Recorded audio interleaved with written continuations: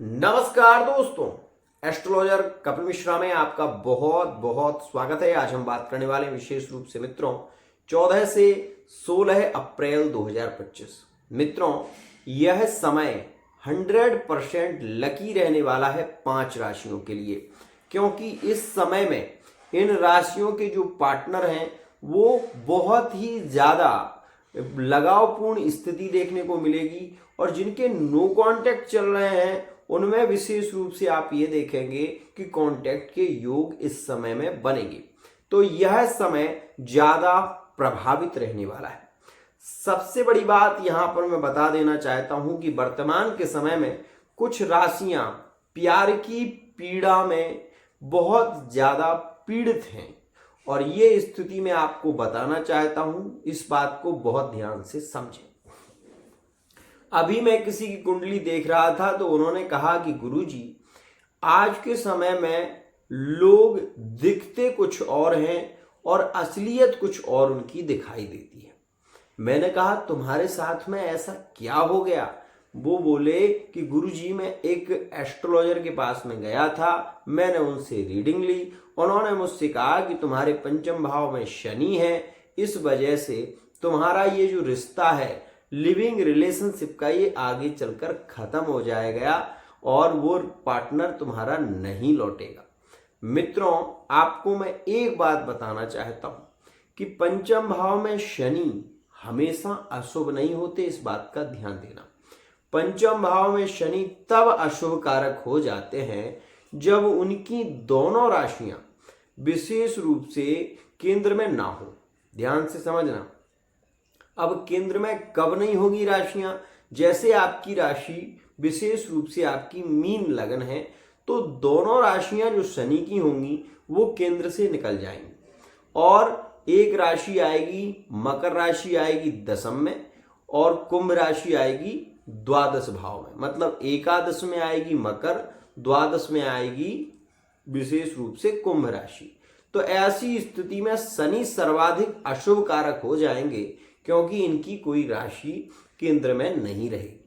मैं केवल इतना कहना चाहता हूं कि मित्रों समस्या है तो समाधान मिलेगा, आपको सच्चा ज्ञान मिलेगा। मानव जब जोर लगाता है पत्थर पानी बन जाता है, सुरमा नहीं होते विचलित, पिखड़ों को गले लगाता है। हमेशा ध्यान रखिए, समस्या का जो समाधान दे उसके पास जाइए। मैं आपको केवल ये कहना चाहता हूं फेस रीडिंग, हस्तरेखा और कुंडली के माध्यम से यदि आप रीडिंग लेते हैं तो आपको उस समस्या का 100% समाधान मिलेगा।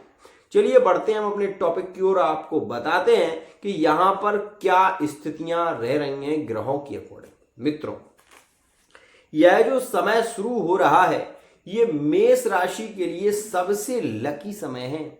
इस समय में बहुत ही ज्यादा लगावपूर्ण स्थितियां होंगी। मेष राशि में प्रेम का रस यहां पर ज्यादा देखने को मिलेगा और मेष राशि वाले जातक इस समय में काफी एंजॉय करते हुए दिखाई देंगे। तो ये स्थितियां ज्यादा लकी हो रही हैं मेष राशि के लिए। जो रिश्ते बिगड़ गए थे, जिन रिश्तों में बहुत ज्यादा बहस हो चुकी थी, पार्टनर ने ब्लॉक कर दिया था, तो आप ये जान लीजिए कि मेष राशि के लिए यह समय धीरे धीरे अनुकूल हो रहा है। लेकिन एक करंट में अगर ब्रेकअप हुआ है तो 14 से 16 के बीच में पार्टनर रिटर्न लौटकर आएगा ही, इस बात का ध्यान देना। मित्रों थर्ड पार्टी रिलेशन में मेष राशि के संबंध इस समय में ज्यादा मजबूत और ज्यादा प्रेममय भी देखे जाएंगे। वहीं आपको ये भी बता दूं कि इस समय में मैरिड लाइफ में पार्टनर अपने पार्टनर से बहुत ज्यादा झूठ भी बोलेगा। अब हम बात करते हैं यहां पर दूसरी राशि के विषय में। मित्रों दूसरी राशि यहां पर ज्यादा प्रभावित होगी, वो राशि है मिथुन। मिथुन के वर्तमान में कुछ राशियां मिथुन की ऐसी, मिथुन राशि वाले जो जातक हैं उनके रिश्ते जुड़े भी हैं तो कुछ राशियों के रिश्ते खत्म भी हो चुके हैं, बहुत ज्यादा पीड़ित हो रहे हैं। यहां पर हम ये कहें कि प्यार की पीड़ा में मिथुन राशि वाले जातक रो रहे हैं, ये चीज भी देखने को मिल रही है। लेकिन मिथुन राशि के लिए यह समय 14 से और 16 के बीच जिनके करंट में रिलेशन बिगड़े हैं बहुत ज्यादा, और वो अगर मार्च के महीने की 14 तारीख के बाद में रिलेशन बिगड़े हैं तो आप ये जानिएगा कि यह समय मिथुन के लिए गोल्डन चांस है। इस समय में मिथुन राशि के संबंध जुड़ेंगे, काफी प्रेम देखने को मिलेगा और यह समय मिथुन राशि के लिए 100% लकी रहेगा। मिथुन राशि वाले सपोज जातक नौकरी की तलाश में थे तो इस समय में योग है नौकरी मिलने का। इस समय में ऐसा योग है, आप प्राइवेट जॉब के लिए तरह तरह जगह जगह भटक रहे हो तो यहाँ पर आपको काम मिलेगा, ये बात ध्यान रखना। अगर आप कोई बिजनेस को लेकर कोई डील कर रहे थे वो बार बार कैंसिल हो रही थी तो यहाँ पर वो फाइन विशेष रूप से उसमें आपको लाभ मिलेगा। एक बात मेरी जान लेना, मिथुन के लिए यह समय सूर्य के परिवर्तन से ज्यादा लाभकारी, ज्यादा प्रेममय और ज्यादा फिजिकल रिलेशनशिप के योग मिथुन राशि के थर्ड पार्टी रिलेशन में देखे जाएंगे, इस बात का ध्यान देना। अब यहां पर हम बात करने वाले हैं तीसरी राशि के विषय में। मित्रों, तीसरी राशि यहां पर है मीन।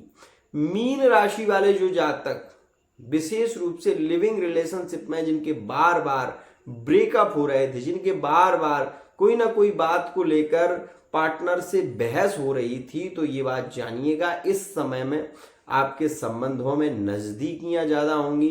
पार्टनर आपसे मिलने के लिए अचानक आ सकता है। और मैं एक और खास बात कह दूं, मीन राशि के जातक इतने उत्सुक होंगे कि पार्टनर के घर में हो सकता है कि चोरी से घुस जाएं, ऐसा भी देखने को मिलेगा।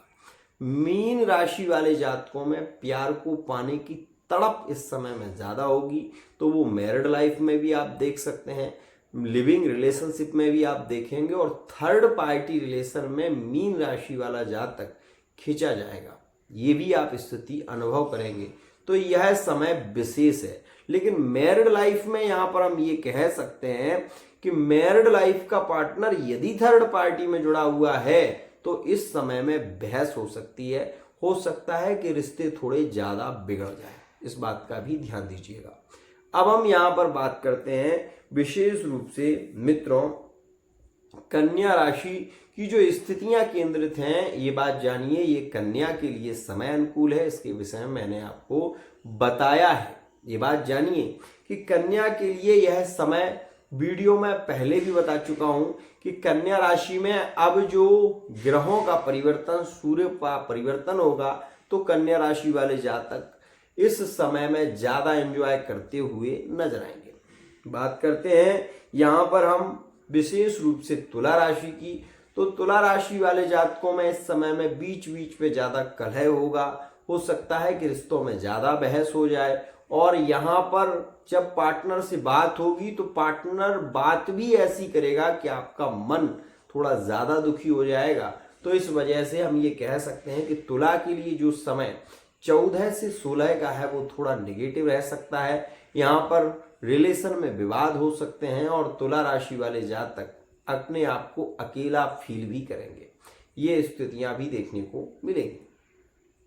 वहीं हम बात करें विशेष रूप से मित्रों, अगर यहाँ पर 5 राशियों की बात करें तो मेष राशि, मीन राशि, कन्या राशि, मिथुन राशि और यहाँ पर ज्यादा प्रेममय, ज्यादा एंजॉय भरी स्थिति मकर राशि की देखेंगे तो ये राशियों का ज्यादा रोमांटिक स्थितियां देखने को मिलेगी। लेकिन 2 राशियां इसमें पीड़ित होंगी, वो है तुला राशि और कर्क राशि।